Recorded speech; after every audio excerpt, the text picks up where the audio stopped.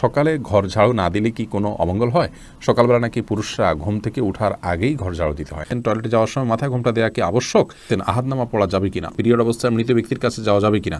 ঋণ পরিশোধের জন্য কিছু একটা আমল বলুন। জিকির ও ছোট ছোট দোয়া পাঠ করার সময় কি টেনে টেনে পড়তে হবে?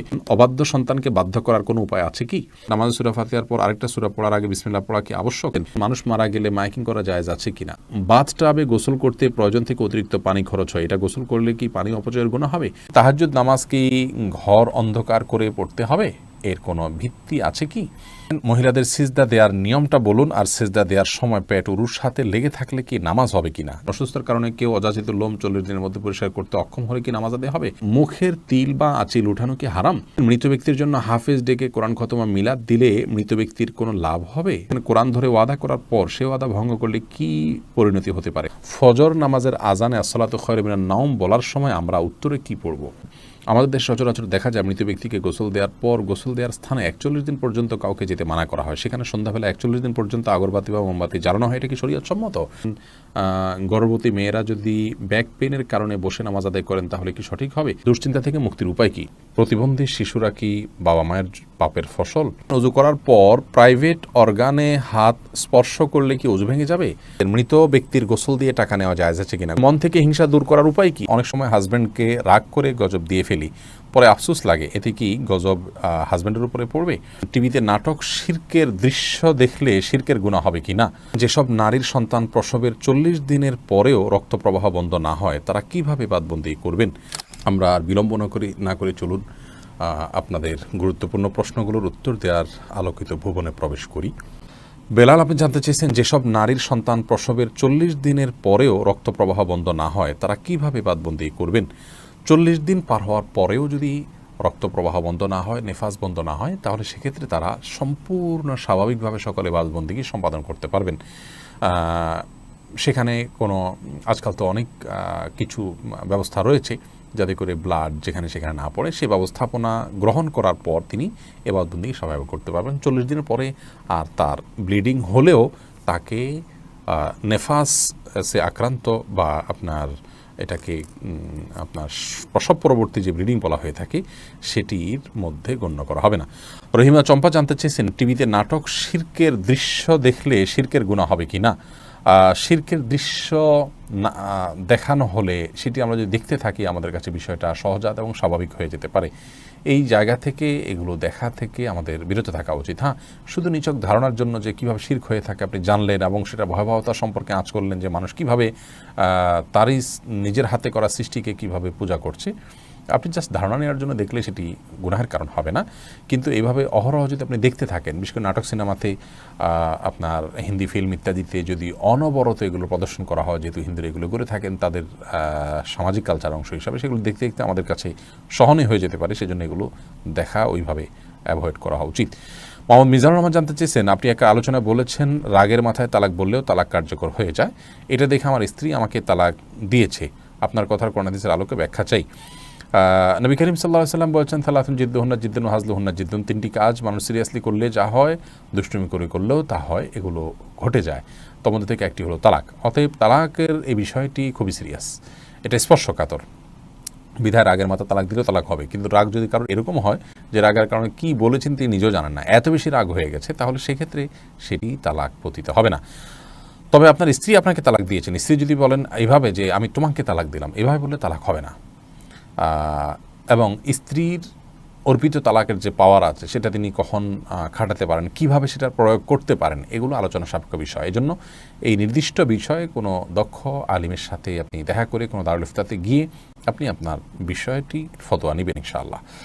এরপরে উম্মে সালমা রিহা, আপনি ইউটিউব চ্যানেলে প্রশ্ন করেছেন, অনেক সময় হাজব্যান্ডকে রাগ করে গজব দিয়ে ফেলি, পরে আফসোস লাগে, এতে কি গজব হাজব্যান্ডের উপরে পড়বে? না বোন, এর কারণে হাজব্যান্ডের উপর গজব পড়বে না। কোরআন কারীমের একটি আয়াত থেকে স্পষ্ট বোঝা যায় যে রাগের মাথায় যখন মানুষ এই ধরনের বদদোয়া দিয়ে ফেলে, আল্লাহ রাব্বুল আলামিন সেগুলোকে বাস্তবায়ন করেন না। এবং তবে এটি একটা অন্যায় কাজ। মুমিন কখনো কথায় কথা অভিসম্পাতকারী হতে পারে না। নবী করিম সাল্লাল্লাহু আলাইহি ওয়াসাল্লাম বলেছেন, ঈমানদার কখনো লাআন হয় না, লাআনত করবে, অভিসম্পাত করবে, বদদোয়া করবে কথায় কথা, এটি ঈমানদারের চরিত্র নয়। অতএব সবর এবং ধৈর্যের পরাকাষ্ঠা প্রদর্শন করতে হবে ভালো ঈমানদার হওয়ার জন্য। এরপরে মনিরামণি জানতে চেয়েছেন মন থেকে হিংসা দূর করার উপায় কি। কারোর প্রতি যদি হিংসা হয় তার জন্য বেশি বেশি দোয়া করবেন, তাকে বিশেষ উপঢৌকন দিবেন, হাদিয়া দিবেন, তার কল্যাণ চেয়ে আল্লাহর কাছে আরও বেশি দোয়া কামনা করবেন, দোয়া করবেন। এগুলোর মাধ্যমে ইনশাআল্লাহ মন থেকে আপনার হিংসা দূর হবে। এগুলো শুধু পরামর্শ, কোরআন হাদিস থেকে বাতানো কোনো আমল নয়। সেই সাথে আপনার অন্তরকে পরিচ্ছন্ন করবার জন্য আল্লাহ তাআলার কাছে দোয়া করবেন।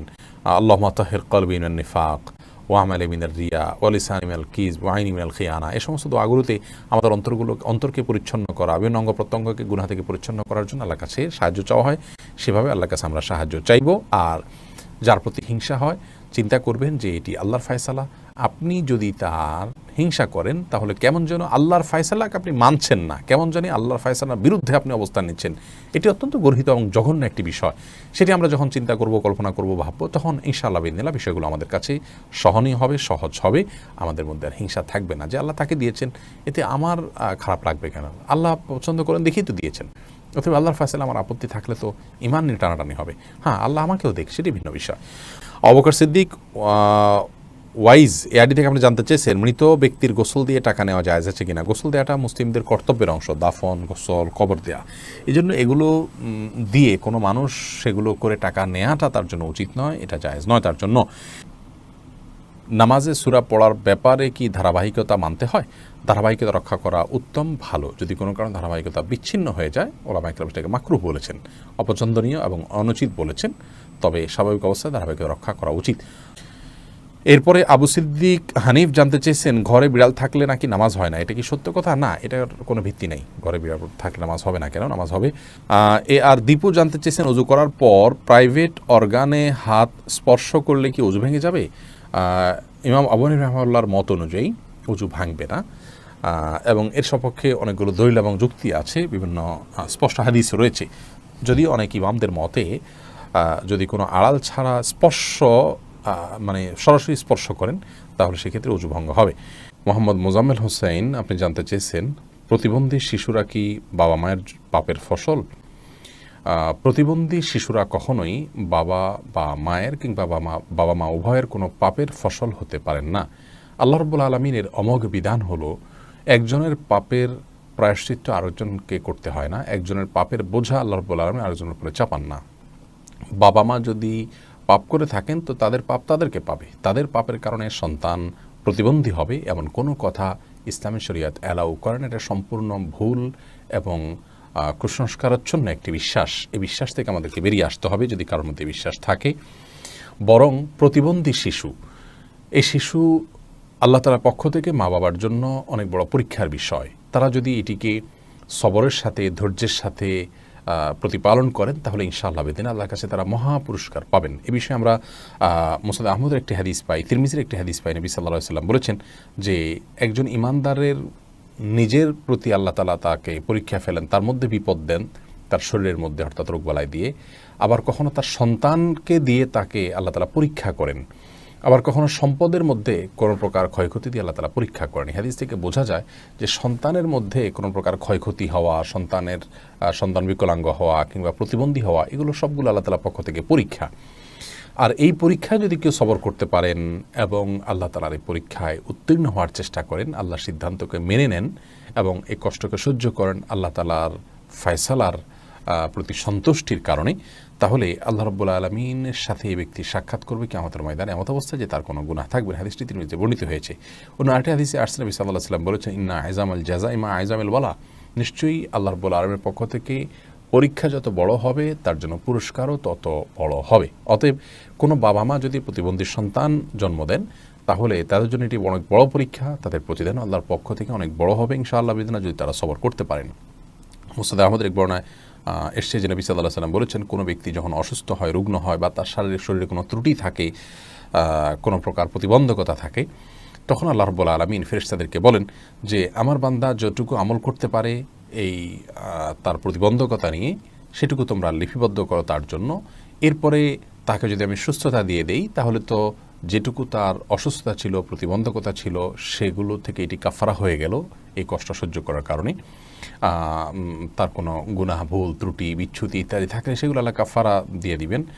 আর যদি সেই ব্যক্তি অবস্থায় মৃত্যুবরণ করে তবু আল্লাহ তাআলা তার প্রতি অনুগ্রহ করবেন, রহমত করবেন এবং তাকে মাগফিরাত নসিব করবেন। অতএব বিকলাঙ্গ হওয়া এটা কোনো দোষের বিষয় নয়।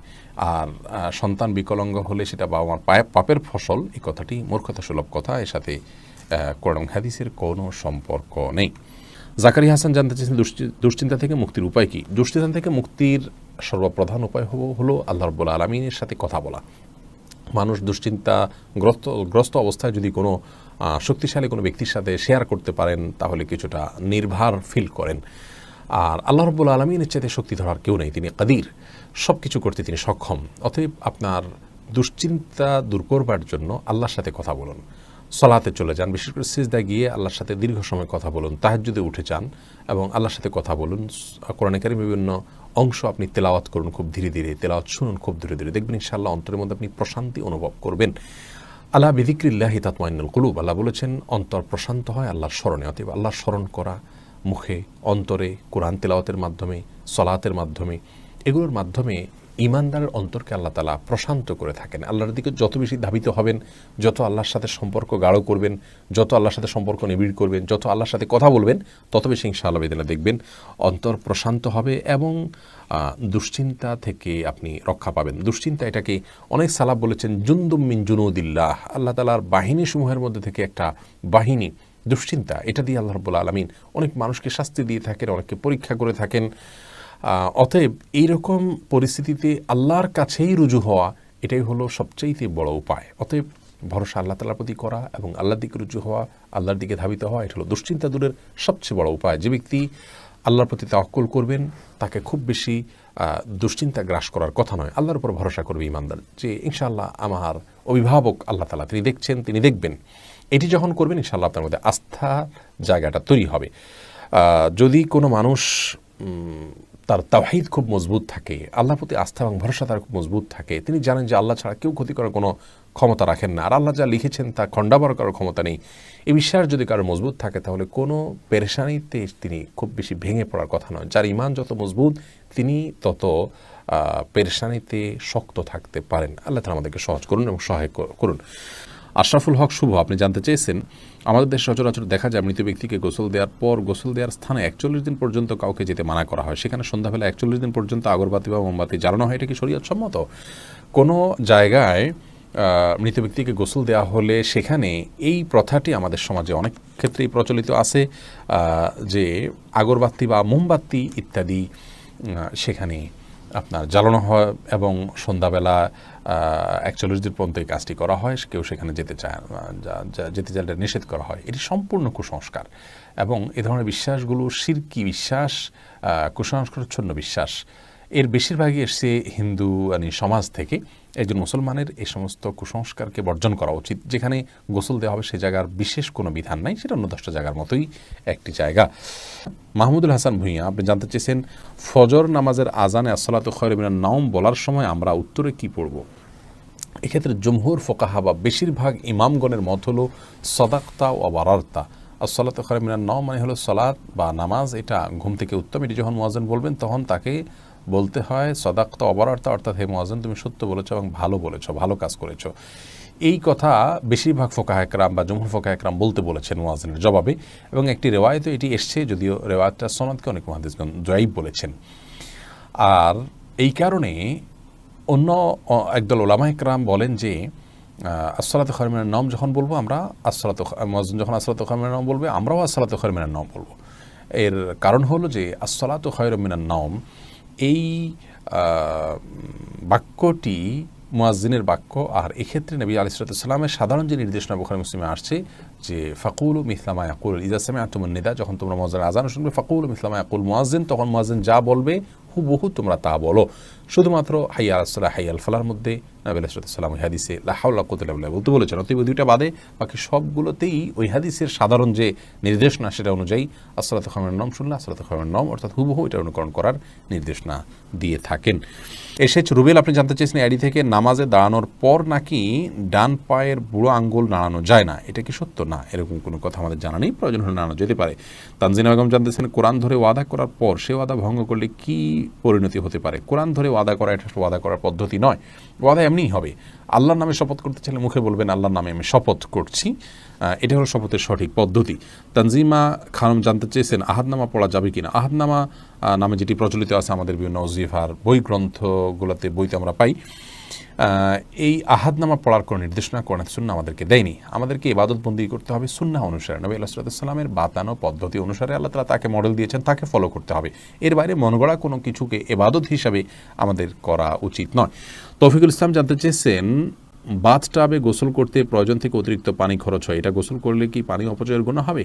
অপচয়ের বিষয়টি আসলে ভ্যারি করে ব্যক্তির বা কোনো সমাজের লাইফস্টাইলের উপরে। আমরা আজকাল গোসলে যে পানিটা ব্যবহার করি এমনিতে আপনার টেপে যে গোসল করি অথবা শাওয়ারে যে গোসল করি সেখানে সেটাও কিন্তু নবী আলাইহিস সালাম বা সাহাবা ইকরাম যে গোসলে পানি ব্যবহার করতেন তার তুলনায় বহুগুণ বেশি। সেদিক থেকে তাকালে এটাকে অপচয় বলতে হয়।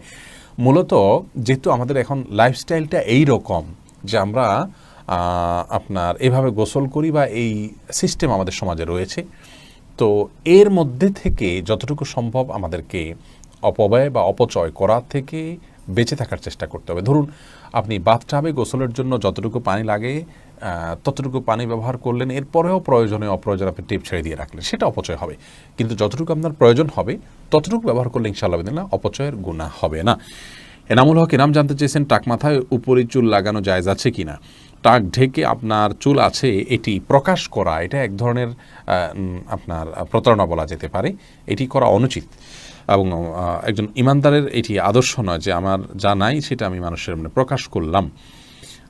মোশাররফ এসকে আপনি যদি অন্য কোনো কারণ থাকে আপনি রোদে থাকতে হয় সেখানে আপনি অসুস্থ বোধ করেন তাহলে আপনি মাথায় কোনো কিছু দিয়ে রাখবেন, কিন্তু আপনার চুল নেই কিন্তু আপনি চুল আছে সেটি প্রকাশ করছেন, এটি অনুচিত এবং একজন ইমানদারের জন্য শোভনীয় কোনো কাজ নয়। মোশাররফ এসকে জানতেছেন শোনা যায় যে মুছে লেগে যাওয়া কোনো খাবার খাওয়া হারাম, এটা কি সত্য? না, এটা সত্য না। মুছে যদি খাবার লেগে যায় সেটা হারাম হয়ে যায় এমন না, তবে এটি অস্বাস্থ্যকর অনুচিত কাজ, অবশ্যই অনুত্তম কাজ। লিজা সামিনা ইয়াডি থেকে আপনি জানতে চেয়েছেন রাতের বেলা আয়না দেখা অনেক অমঙ্গলজনক মনে করে, কিছু বলুন। রাতের বেলায় আয়না দেখাকে অমঙ্গলজনক মনে করাটা সম্পূর্ণ কুসংস্কার, ইসলামী শরিয়ার সাথে এর কোনো সম্পর্ক নেই। রাতের বেলায় আমরা আয়না দেখলে এর পেছনে কোনো অমঙ্গল নাই, আপনি রাতে দিনে যে কোনো সময় আয়না দেখতে পারেন। সোনিয়া আক্তার জানতেছেন জিকির ও ছোট ছোট দোয়া পাঠ করার সময় কি টেনে টেনে পড়তে হবে? কোরআনে কারিমের সময় যেরকম মদ এবং গুন্নাহ লক্ষ্য করে পড়তে হয়, দোয়া দরুদ যখন আমরা পাঠ করব তখন আমাদেরকে ঠিক একইভাবে মদ বা গুন্নাহ করে পড়তে হবে এমন কোনো বাধ্যবাধকতা নেই, বরং তখন আমরা স্বাভাবিক যে আরবি অক্ষর উচ্চারণের নিয়ম আছে সেগুলো ফলো করে যদি করে যাই এবং মদগুলোকে সেভাবে আমরা না টানি তাতেও ইনশাআল্লাহ বিদিনিল্লাহ জিকির বা দোয়া পাঠ করা বিশুদ্ধ হয়ে যাবে। এমনি সালাহুদ্দিন জানতে চেয়েছেন নামাজরত অবস্থায় প্রস্রাবের ফোঁটা বের হলে কি করণীয়? নামাজরত অবস্থায় যদি পেশাবের ফোঁটা বের হয় তাহলে সেটা নামাজ ছেড়ে দিতে হবে এবং কাপড় লাগিয়ে সে অংশ ধুয়ে ফেলতে হবে এবং নাপাক দূর করে টিস্যু ইত্যাদি দিয়ে পানি দিয়ে তারপরে উজু করে তাকে নামাজ পড়তে হবে। আর যদি এটা তার অনবরত বের হতে থাকে এবং 4 রাকাত নামাজের মধ্যে 4 রাকাত নামাজ পড়তে যে পরিমাণ সময় লাগে ধরুন 8-10 মিনিট, এই সময়টুকুও তিনি ফ্রি হন না বা মুক্ত থাকেন না, এর মধ্যেও তার পেশাব এসে পড়ে তার ইচ্ছায় অনিচ্ছায়, এরকম যদি হয় তাহলে সেক্ষেত্রে তার জন্য ওই অবস্থায় সালাত চালিয়ে যাওয়া জায়েজ আছে, কারণ তার পুরো সালাতের ওয়াক্ত জুড়ে কয়েক ঘন্টা জুড়েই অনবরত আসতে থাকে। আর যদি এরকম না হয় শুধু ওই সালাতের মধ্যে এসছে তাহলে তার সালাত ছেড়ে সেটিকে পরিচ্ছন্ন করে এসে সালাত আদায় করতে হবে। ফারহানা ফারিয়া লাবণ্য আপনি জানতে চেয়েছেন সকালে ঘর ঝাড়ু না দিলে কি কোনো অমঙ্গল হয়? সকালবেলা নাকি পুরুষরা ঘুম থেকে ওঠার আগেই ঘর ঝাড়ু দিতে হয়। না বোন, এটা বানোয়াট কথা, হয়তো পুরুষ শাসিত সমাজে নারীদেরকে আপনার কোণঠাসা করে রাখার জন্য বা তাদেরকে কাজে লাগানোর জন্য কেউ তৈরি করেছে, এগুলোর সাথে ইসলামের কোনো সম্পর্ক নেই। কোরআনের আলো এর দিকে জানতে চেয়েছেন ঋণ পরিশোধের জন্য কিছু একটা আমল বলুন। ঋণ পরিশোধের জন্য সবচেয়ে বড় আমল হলো আল্লাহ তাআলার কাছে সাধারণভাবে দোয়া করবেন, চাইবেন, প্রার্থনা করবেন এবং আপনি সর্বোচ্চ চেষ্টা চালাবেন ঋণ পরিশোধের জন্য। আমাদের অনেক ভাইরা আছেন, নিজের জমি আছে, স্থাবর অস্থাবর অনেক মূল্যবান সম্পদ আছে, সেগুলো দিয়ে ঋণ পরিশোধ করতে চান না। তিনি চান যে ঋণ পরিশোধের জন্য তার সাধারণ উপার্জন থেকে অনেক টাকা হয়ে যাক, অলৌকিকভাবে চলে আসুক, আপনি সেটা দিয়ে ঋণ পরিশোধ করে দিবেন। এটা সম্পূর্ণ ভুল একটা পদ্ধতি। আপনার ঋণ পরিশোধ করাটা আপনার জন্য ফরজ, এটা বান্দার হক। অতএব আপনার জমি থাকলে, সম্পদ থাকলে এগুলো বিক্রি করে আপনি ঋণ পরিশোধ করবেন এবং সেগুলো বিক্রি করার অপশন থাকলে বিক্রি করবেন। সেগুলো সব ধরে রেখে আপনি চাইবেন যে আল্লাহ তাআলা অলৌকিকভাবে আপনাকে টাকা দিয়ে দিক, সেটা দিয়ে আপনি পরিশোধ করবেন। এটা সম্পূর্ণ দুনিয়ার প্রতি আমাদের মোহ আছে এবং ঋণ পরিশোধের গুরুত্ব আমরা বুঝি না, সেটা স্পষ্টভাবে প্রমাণ হয় এমন একটি বিষয়। বিধায় এমনটি করা উচিত নয়। সেই সাথে ঋণ পরিশোধের জন্য কিছু দোয়া আছে, আল্লাহুম্মা কফিনি বিহালালিকা আন হারামিকা ওয়াগনিনি বিফাদলিকা আম্মান সিওয়াক। আরও কিছু দোয়া আছে, ইউটিউব বা ফেসবুকে সার্চ দিলে আমাদের অনেকগুলো ভিডিও আছে, দেখে নিতে পারবেন। সেগুলো আপনি আল্লাহর কাছে সাধারণভাবে পাঠ করবেন, ইনশাআল্লাহ সেই দোয়াগুলো পেশ করবেন। সামিয়া ফেরদৌস জানতে চেয়েছেন, তাহাজ্জুদ নামাজ কি ঘর অন্ধকার করে পড়তে হবে? এর কোনো ভিত্তি আছে কি? তাহাজ্জুদের নামাজ এটা আমরা ঘর অন্ধকার করে, লাইট বন্ধ করে পড়তে হবে, এর কোনো ভিত্তি নেই। বরং সেটা আপনার যেভাবে সেভাবে আদায় করতে পারেন। আপনার মনোযোগের জন্য আপনি যদি আলো আধার করে নিতে পারেন, ডিম আলো করে নিতে চান, তো সেটি করতে পারেন, কোনো অসুবিধা নেই। তবে অন্ধকারেই পড়তে হবে এমন কোনো বাধ্যবাধকতা বা নিয়ম নেই। সোনিয়া আক্তার জানতে চেয়েছেন, মহিলাদের সিজদা দেওয়ার নিয়মটা বলুন, আর সিজদা দেওয়ার সময় পেট উরুর সাথে লেগে থাকলে কি নামাজ হবে কিনা? জি, নামাজ হবে। নামাজ হবে না, নারী পুরুষের সালাত নিয়ে যে মত পার্থক্য আছে, এটাকে আমরা অনেক বড় করে দেখি। বিষয়টা এরকম বড় কিছু না। আপনার এখানে যারাই ইখতিলাফ করে থাকেন, জাস্ট এখানে পদ্ধতির উত্তম অনুত্তমের বিষয়টা, নামাজ হওয়া না হওয়ার কোনো ইখতিলাফ এখানে নেই। লামিয়া রহমান মোমো জানতে চেয়েছেন, মুখের তিল বা আঁচিল উঠানো কি হারাম? মুখের যে তিল বা আঁচিল আছে, এটা যদি দৃষ্টিকটু হয় এবং আমাদের জন্য নানান দিক থেকে ত্রুটিপূর্ণ হয়, তাহলে সেটা তোলা যেতে পারে। তবে আপনার আজকাল এই যে সূক্ষ্মভাবে লোমগুলো তোলা এবং এই জাতীয় অনেকগুলো কাজ আছে, যে কাজগুলো আপনার শোভাবর্ধনের নামে আমরা করে থাকি, সেগুলো করা যাবে না। সাদিক জানতে চেয়েছেন, মানুষ মারা গেলে মাইকিং করা জায়েজ আছে কিনা? মানুষ মারা গেলে তার মৃত্যুর সংবাদটা শুধু প্রিয়জনদের জানানো হলো যে তিনি মারা গেলেন, এটুকু মানুষকে জানানোতে দোষের কোনো কিছু নেই। তবে